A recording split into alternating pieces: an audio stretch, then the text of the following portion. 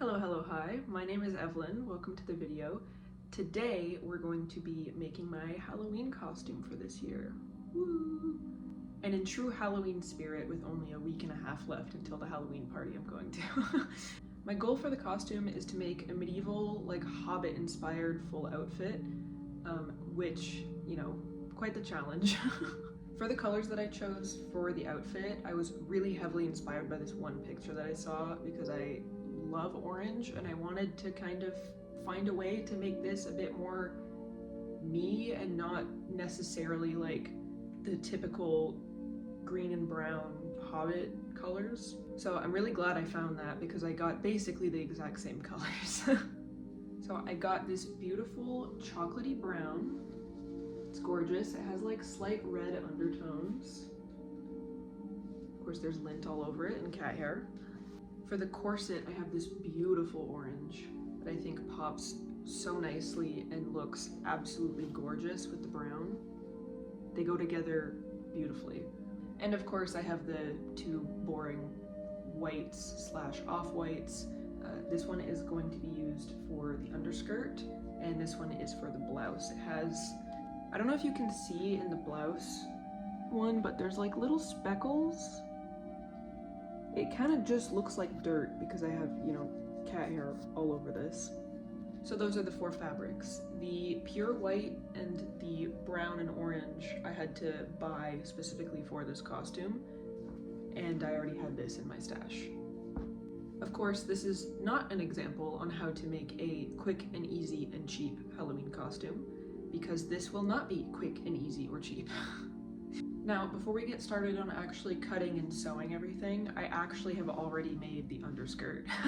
Gotta go way back, but here she is. This is what it looks like. It's a plain white skirt. Wow, never done before. You can see the gathers. I have buttons going all the way down the front because I like an easy open and close. My favorite skirt that I've ever made, the only skirt I've ever made, let's be honest, besides this one, has button closures that go all the way down. With all that said, let's get to sewing the overskirt.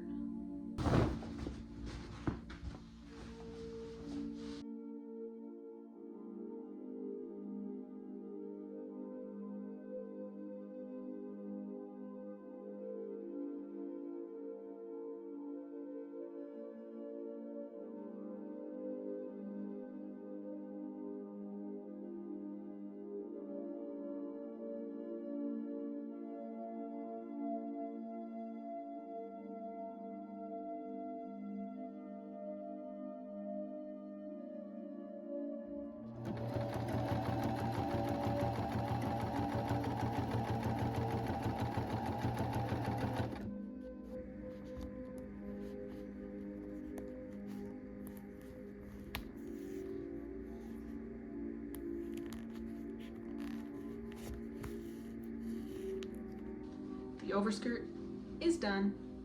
All the buttons, I didn't do all the buttons up because I don't feel like it. I still have to remove some chalk. So actually it's charcoal because as we all know I couldn't find my chalk. Still haven't. But yeah, I'm not gonna try it on now because I don't feel like it and I have to kick myself in the ass and finish the other pieces. So let's go. So I've already started tracing and pinning all of the pieces so that I can start cutting it out because I wanted to figure out how to lay out all of the pattern pieces because I need to cut out 4 of each of the separate pieces, which means I have 16 pieces to cut out. So I wanted to figure that out before I actually filmed myself tracing or cutting anything because it took me so long to figure out a layout where I'm optimizing and not wasting a ton of fabric. I'm definitely going to be left with probably half of this fabric to use for a different project. I don't know what I'm going to use it for, but I love the orange, so it's fine. Let's get to cutting.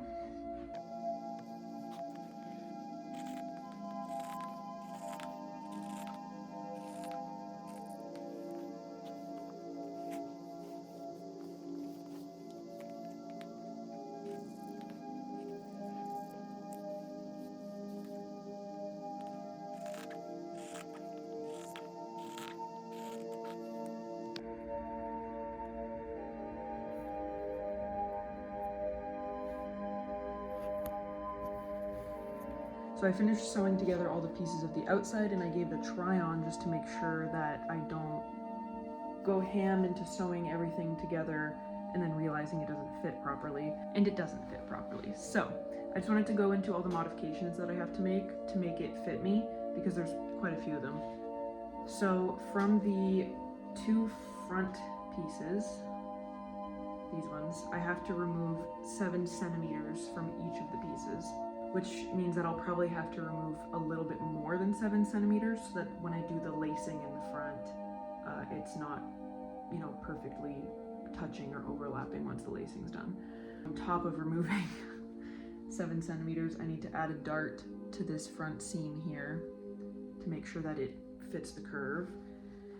On the back piece, there's some loose spots, so I'm going to add 2.5 centimeter darts to the back here on these seams. So that's going to be quite a few modifications on top of the modification that I already made that I forgot to mention, which is I added 5 centimeters of length to the straps, to both the front and back straps, for a total of 10 centimeters of extra length, because otherwise the corset would have been coming up here on me when I want it to be just slightly on the boobage.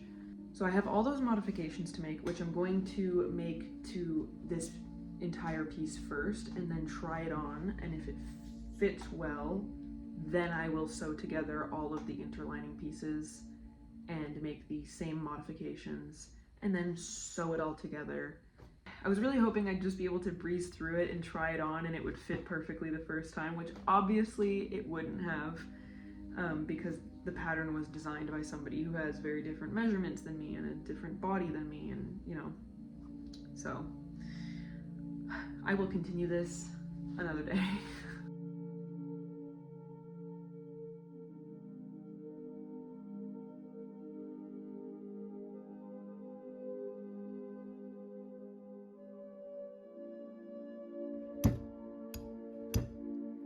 And here we have the finished corset. Ooh.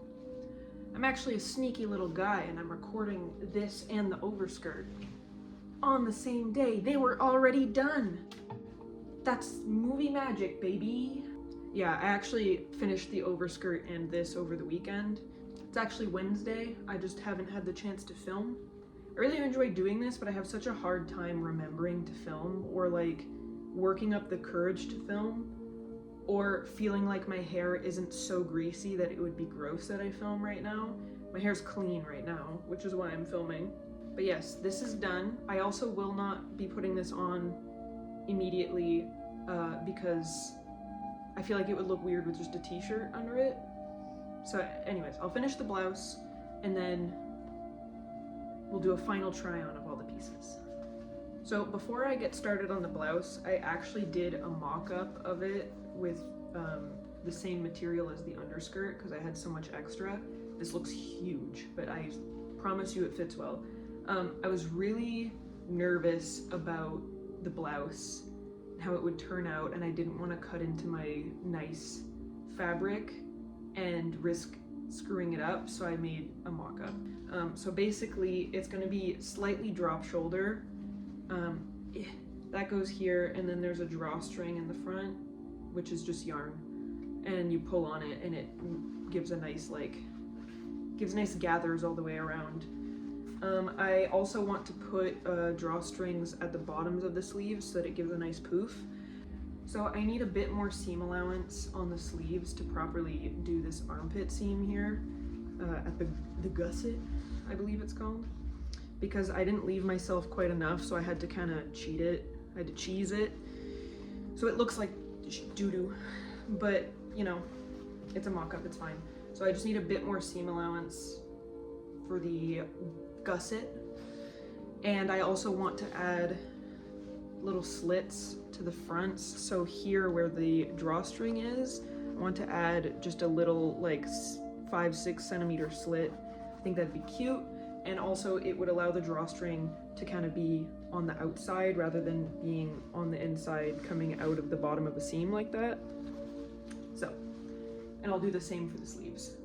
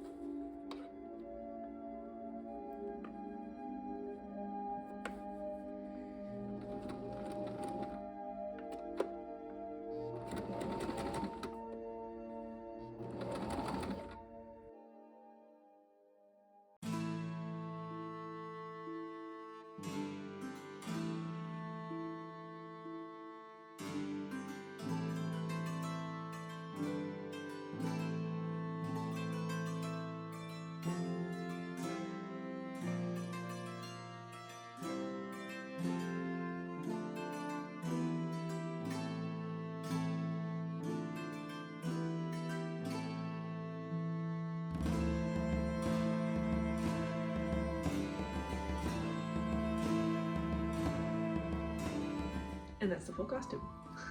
So some things that I would do differently if I were to make it again. I would get a better cord. I had a better cord, better rope, but I lost it. I wore this to 3 separate Halloween parties and I lost it after the first one. So I'm just using a shoelace.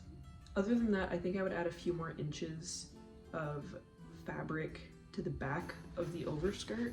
Because I don't, well, you can't see it very well, but I don't have as many gathers as I'd like to have, or as compared to the front. The front has a lot of pleats and gathers, and then the back doesn't have so much. I don't mind it because you don't, I mean, I don't see it, so it doesn't matter. Other than that, it's just a lot of like attention to detail things, like being able to properly finish my seams and everything. Like almost everything has completely raw edges on the inside because you don't see it, so I don't care. But obviously for the longevity of these pieces, I should have finished them properly. I was just focusing on finishing it above all else. Other than that, I think I might want to change the sleeves in the future. They're fine, but obviously like it's a quick and easy solution with a piece of yarn that I have going through so it can do gathers, and unless that piece of yarn is incredibly tight around my arm, I don't really get the look that I want, but I like the freedom of movement that this offers. So, you know, it's fine, but I do find it just kind of looks boxy. Only other thing is I wish I would have filmed this better. As of me filming this is actually like a week after Halloween has happened.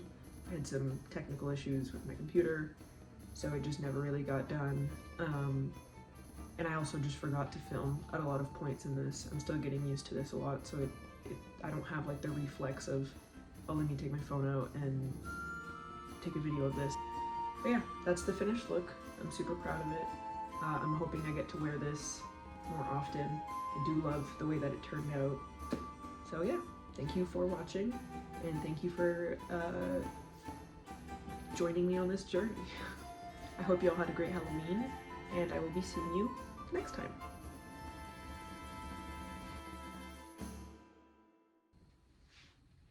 Say bye-bye.